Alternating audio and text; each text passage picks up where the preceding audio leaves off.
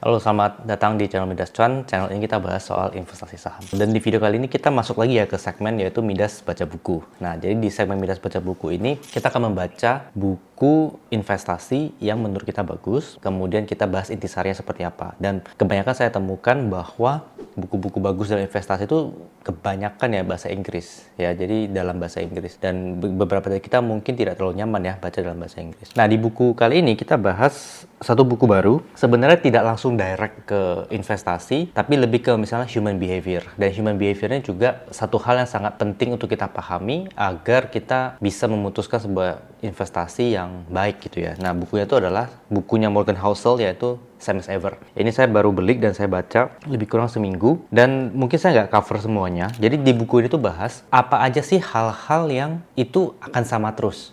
Misalnya dia bahas ya di sini, yaitu misalnya manusia itu lebih gampang ke drive sama envy misalnya. Jadi kayak lihat ada orang lain yang lebih cuan misalnya, ya kita envious, ya kita pengen lakuin itu. Kemudian misalnya ada the power of incentive. Ya ini Charlie Munger juga pernah bahas di Psychology of Human Misjudgment, membahas soal kenapa sih ada orang yang udah tahu itu jelek, udah tahu itu salah, tapi tetap dilakukan ya karena ada insentif ya. Jadi itu akan sama terus, mau sekarang mau nanti, selama ada power insentif itu akan tetap sama. Nah, cuma ada satu hal yang menarik, ini ada banyak sekali chapter ya. Di sini kan ada banyak sekali chapter.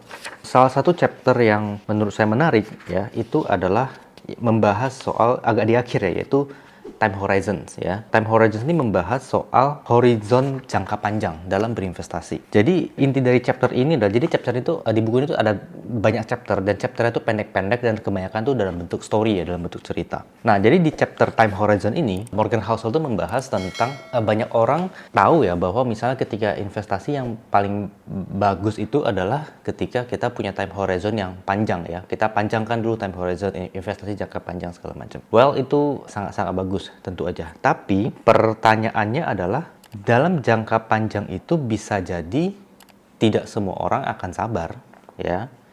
Jadi di chapter ini adalah membahas the long run is just a collection of short runs you have to put up with. Jadi intinya adalah jangka panjang itu adalah kumpulan banyak sekali jangka pendek yang harus kita hadapi. Dan seringkali ya, meskipun kita bilang ya kita berinvestasi pada saham A, kita mau pegang long term gitu misalnya, tapi dalam jangka pendek itu ada aja nonsense yang terjadi. Jadi ketika kita membeli saham itu yang kita bilang bahwa kita akan hold jangka panjang, artinya adalah kita harus bisa bertahan di tengah kondisi yang sangat-sangat nonsense yang lebih banyak terjadi loh. Kan itu terjadi dalam jangka pendek kan. Jangka panjang kan series of jangka pendek yang lama gitu kan.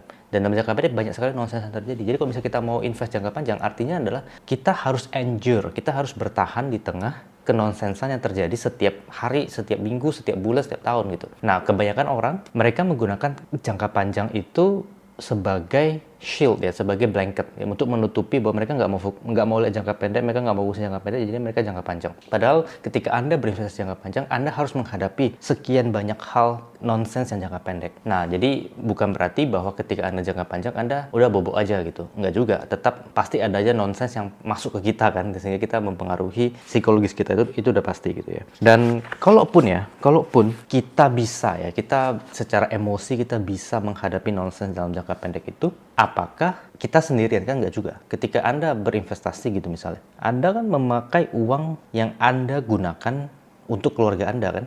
Jadi misalnya Anda punya pasangan, Anda punya anak. Kalau Anda mungkin bisa toleransi nonsens jangka pendek, apakah keluarga Anda bisa atau tidak?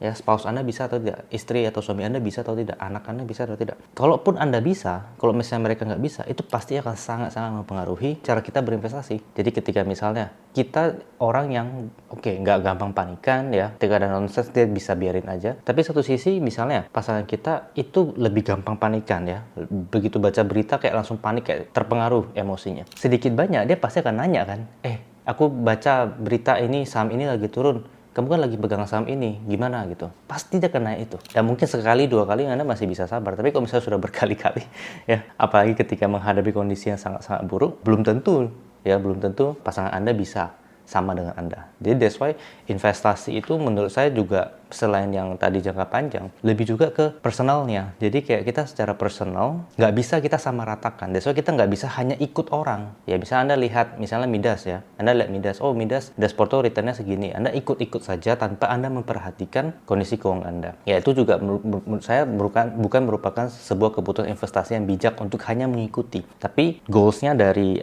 Midas Porto misalnya adalah kita buka Porto supaya memberikan Anda referensi, memberikan Anda ide, memberikan Anda beberapa pilihan lah ya supaya Anda bisa, oh saham ini menarik, Anda cari tahu kenapa gitu. Kita juga sudah bahas. Jadi kita nggak bisa hanya ikut-ikutan, nggak bisa hanya udah pukul rata mau jangka panjang saja, belum tentu pasangan Anda bisa jangka panjang. Dan berikutnya adalah, ini satu hal yang cukup menampar juga, yaitu adalah patience ya. Jadi di chapter ini ada satu subjudul yaitu patience is often stubbornness in disguise. Jadi artinya adalah seringkali kesabaran itu kita sabar untuk hold long term gitu ya. Kita sabar untuk hold. Itu bisa jadi satu memang kita benar, atau yang kedua bisa jadi kita hanya stubborn ya, kita hanya keras kepala. Bisa jadi beberapa fakta di lapangan bahwa ini sudah tidak sesuai dengan tesis kita. Misalnya kita berinvestasi karena A, B, C gitu ya. Dan ketika menghadapi kenyataannya ternyata di lapangan tesis A, B, C itu sudah patah, tidak valid lagi. Kan harga sahamnya turun misalnya. Jadi kalau ketika tesisnya sudah tidak sesuai dan harga sahamnya turun, jawabannya bukan oh saya memang mau hold long term.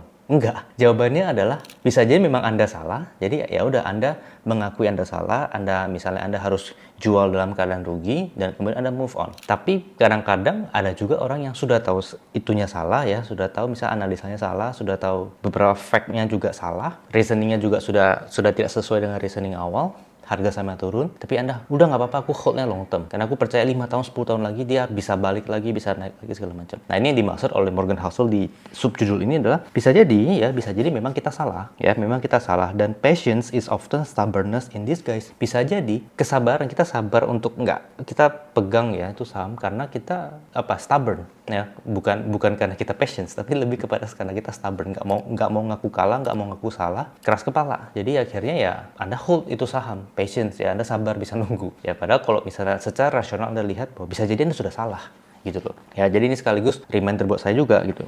Dan di satu chapter ini juga ada jadi banyak beberapa hal yang menarik sih sebenarnya di satu chapter yang sangat pendek ini. Berapa halaman dong? 1, 2, 3, 4, 5, 6, cuma 6 halaman. Tapi semua subjudulnya itu menarik dan isinya juga menarik ya. Jadi di sini juga dibilang adalah long term is less about time horizons and more about flexibility. Jadi jangka panjang itu bukan hanya soal horizonnya ya, bukan hanya soal horizon waktu, tapi juga flexibility ya, kita fleksibel. Jadi kalau tadi kan kita stubborn ya, saya mau invest jangka panjang, saya stubborn. Harga sahamnya turun, kita udah jelas-jelas salah, tapi kita tetap stubborn, kita pegang itu saham. Tapi bisa jadi kalau di sini adalah long term itu bukan soal time horizon, tapi soal flexibility. Jadi kayak kita melihat bisa jadi kita salah, ya udah kita akui kita salah, kita keluar dalam keadaan rugi, kita cari investasi lain sehingga duit kita tetap bisa compounding dalam jangka panjang. Ya jadi jangka panjangnya itu bukan berarti hanya harus di satu saham itu saja. Bisa jadi oke, memang kita salah ya, kita keluar dalam keadaan rugi, kita cari saham lain sehingga duit kita ini masih bisa compounding dalam jangka panjang itu loh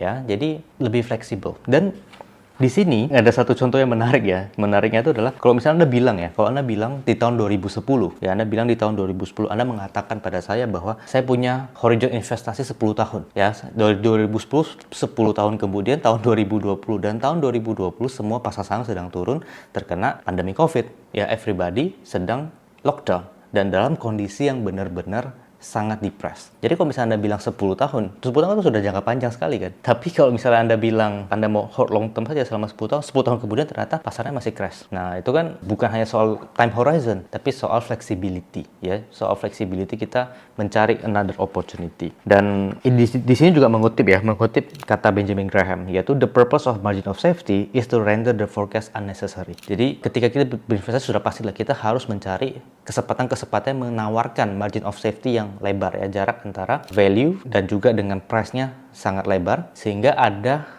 gap ya, sehingga ada margin of safety kalau misalnya perhitungan kita salah. Dan dari kata-kata Benjamin Graham ini, tujuan dari margin of safety adalah supaya kita tidak perlu terlalu pusing untuk men-forecast ya, dengan hitungan yang pesimis saja pun ya, jadi kalau misalnya saya sederhanakan, dengan hitungan yang pesimis saja pun, kita itu masih berpeluang besar untuk untung. Jadi dia bisa jadi biasa aja, maksudnya kinerjanya bisa biasa aja, kinerjanya bisa jelek, kinerjanya bisa bagus banget. Mau apapun yang terjadi, pembelian kita tuh sudah menawarkan margin of safety yang besar. Nah, jadi kalau misalnya kita bisa spot opportunity kayak gitu ya, kita akan mendapatkan keuntungan di pasar saham. Jadi di depan itu secara long term kita tidak perlu tahu apakah bakal bagus banget, apakah bakal biasa saja, atau bakal jelek. Yang penting harga pembelian kita sudah sangat-sangat murah, sehingga apapun outcome yang terjadi di masa depan itu, ya di long term itu, kita nggak perlu tahu secara pasti, karena kita sudah mendapatkan margin of safety yang lebar. Nah, dengan demikian, ya ketika kita berinvestasi dengan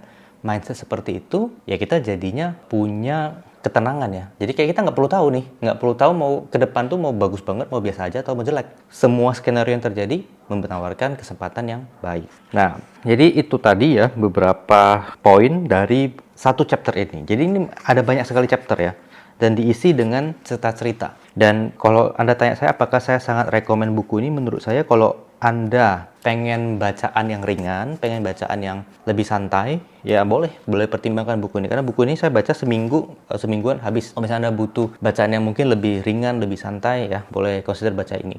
Kan kadang-kadang kalau bukunya terlalu berat, kita pusing kan bacanya. Tapi kalau misalnya ini ringan sih, ini enak juga bacanya sambil ngopi, sambil apa tuh bacanya sebuah enak. So itu tadi ringkasan dari buku ini, satu chapter. Semoga yang saya bagikan bermanfaat, bisa teman-teman pelajari juga ya, siapa tahu cari aja. Saya nggak tahu apakah di Gramedia atau ada atau tidak, tapi saya carinya, kalau nggak salah saya belinya, saya lupa deh saya belinya di mana. Saya ingat saya Bookworld atau apa gitu, di Tokopedia atau apa. Teman-teman boleh cari. Kan di Gramedia ada, tapi teman-teman silahkan cari juga kalau misalnya penasaran. So, itu tadi rangkuman satu chapternya. Semoga bermanfaat. Sampai jumpa di video selanjutnya. Bye-bye.